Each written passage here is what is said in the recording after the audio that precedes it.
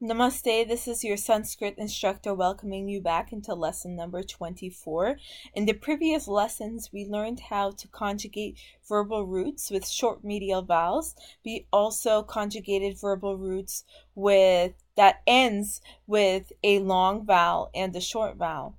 So now in this video, what we will be doing for the first conjugation is that we're going to conjugate a verbal root with a long medial vowel. So as you can recall from the rules for the first conjugation, and let me write that up here, first conjugation. A long medial vowel does not take guna. So the example that we have here for a verbal root with a long medial vowel is jeev, and jeev means to live. Now, the long medial vowel in jeev is the E. It's in the middle, jeev. Okay.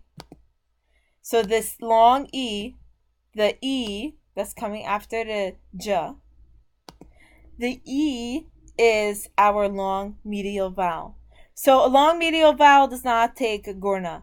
So we don't even need this table. That's why I have this scratch out here. We can just go straight into adding a and then going into and taking vowel sandhi into account, and then we go straight into conjugation. So this makes life a bit easier. Let's move on. So jeev does not take guna and remains as jeev. Then the letter a is added. So jeev plus a is going to give you jiva.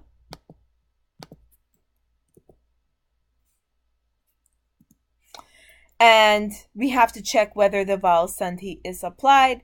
Again, let us remind ourselves that when a and o are followed in the same word by any vowel, they are changed respectively to I and of. So since there is no a and o in jeev, then that means that the vowel sandhi is not applied here. It means that we don't have to worry about it.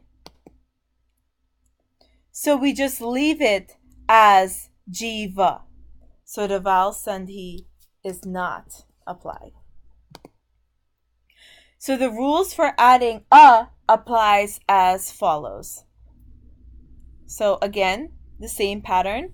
We have jeev plus a, so you get jiva as our verbal base. And then again, for the terminations beginning with ma or va, that a turns into an a that gets added to the verbal base. So you have jiva, and then jeev for the anti termination, which is third person plural. And here is our conjugation table again. So we have jivami, I live.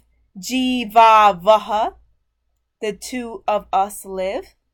Jivamaha, we all live. We have second person singular. Jivasi, you live.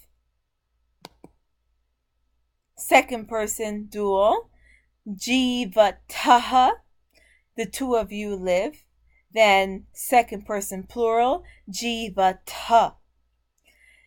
Then third person singular, we have jivati, he, she, or it lives.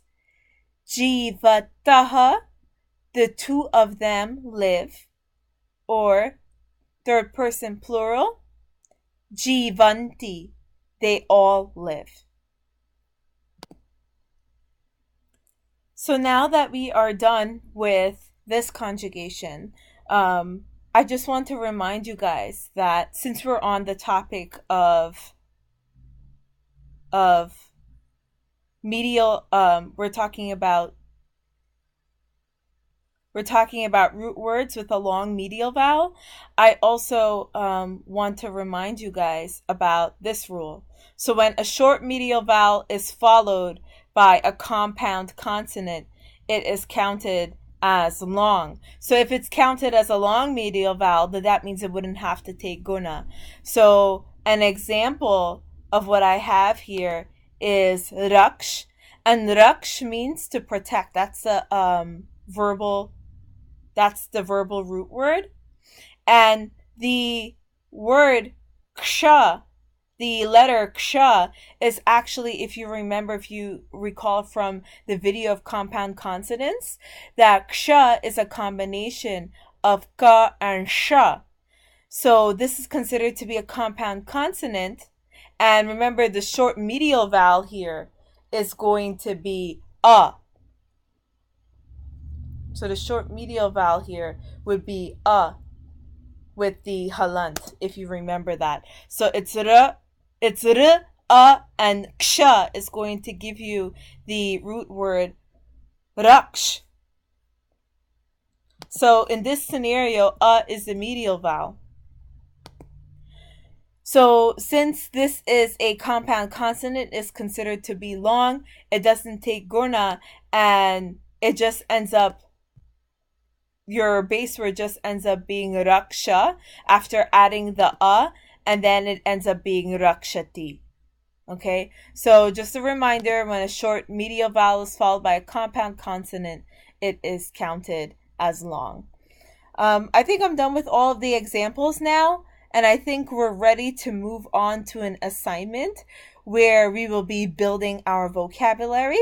So this is your Sanskrit instructor signing off with a namaste.